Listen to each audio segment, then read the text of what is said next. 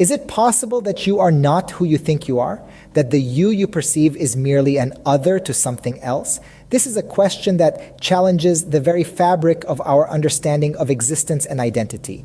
Dive into the world of philosophy, where we unravel the complexities of identity and existence, the intricate dance of the self and the other. Firstly, consider this. The object we observe is never not itself. It is always itself and other to something else. This means that it is always primarily itself, but it emerges from the negative of itself, from what it is not. But what does it mean to begin from a negative? In the realm of logic, starting an argument with a negative is inherently contradictory. The mere assertion of the negative presumes its opposite, the positive. The positive is the initial condition because any beginning is a step towards the being of a thing, not the opposite being, its non-existence. Thus, the negative is the other, the non-being of an identity, while the positive is the identity of its being. Yet, the opposite being of one thing is simply the proposed being of another.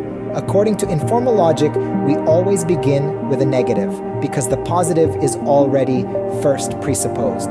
The positive is self-evident because anything that is, whether either or is at least present, by not being a specific thing at all. So the first positive step is actually a negation from the predisposed substratum.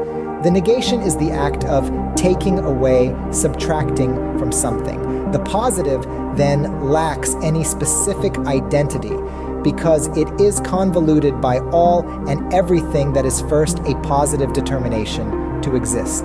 The negation, therefore, limits the positive into a specific and finite instance of it.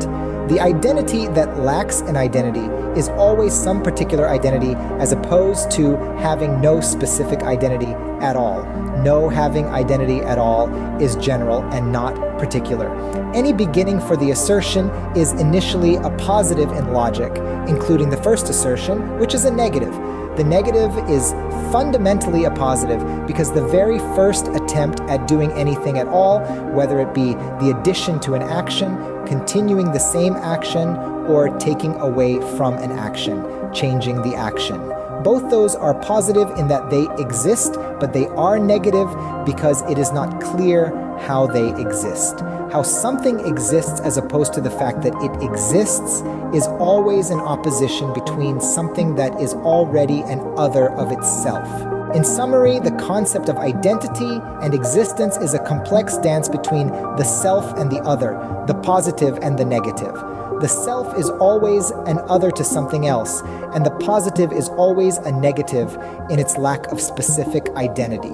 This dance, this constant opposition and contradiction, is at the heart of our understanding of who we are and why we exist. It challenges us to question our perceptions and to delve deeper into the nature of our existence.